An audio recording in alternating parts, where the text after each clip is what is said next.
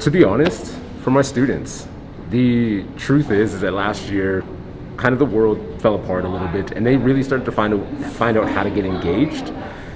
And they push back on me in so many different ways. And one way is they're like, "How are you getting engaged?"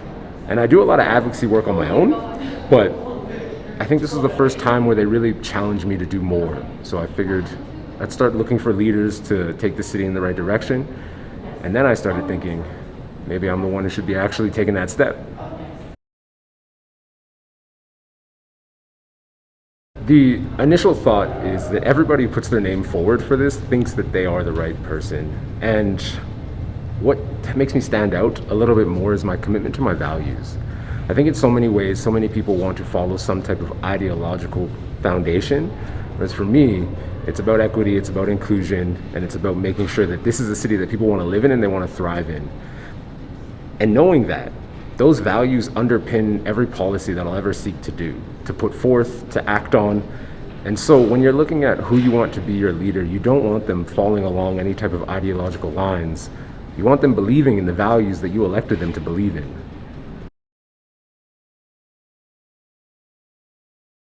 There are three foundational frameworks that kind of underpin my entire campaign. You're really trying to make sure that this city is a magnet city for the right type of investment and youth and life.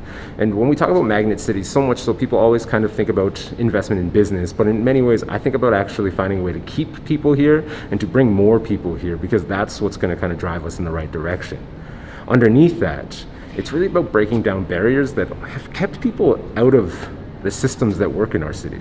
The barriers that hold people back, whether or not that's making sure that we can invest in post-secondary education through our city relationships with our universities here, or whether or not it's making sure that council is actually accessible by simple things like having language translators, by having closed captioning that works and is not so delayed that you cannot follow the conversation, by making sure that the barriers to municipal politics are taken down.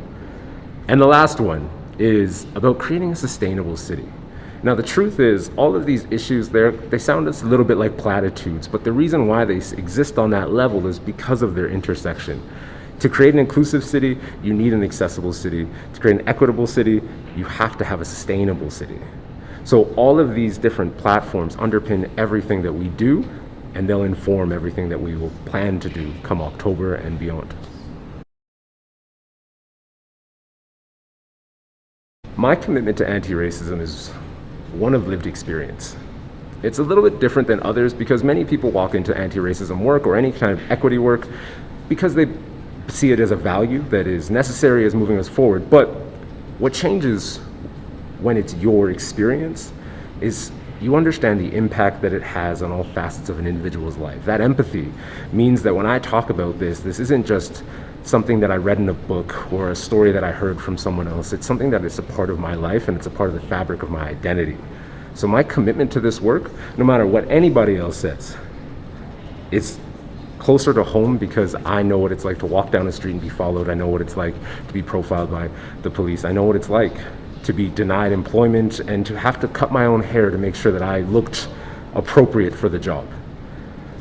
The city last year committed to anti-racism work, and the problem with that commitment was that there was a lot of conflation that went on between what exactly was harm reduction and what was anti-racism. And even with incidents in our city like the White Goose flying report that is 4 years old, that is just barely being focused on, with certain platitudes being done, the Indigenous Relations Office budget's been cut, the education for counselors and city staff is non-existent 4 years later. So our commitment is a simple one, and my commitment is a very simple one, and it's if there's a moral action to be done, you just do it. You don't have to wait for some tragedy that existed within our country to be unearthed. Instead, it's to know that this is the work that needs to be done because it's the right thing to do, not just because there's a news story that we have to feel guilty about.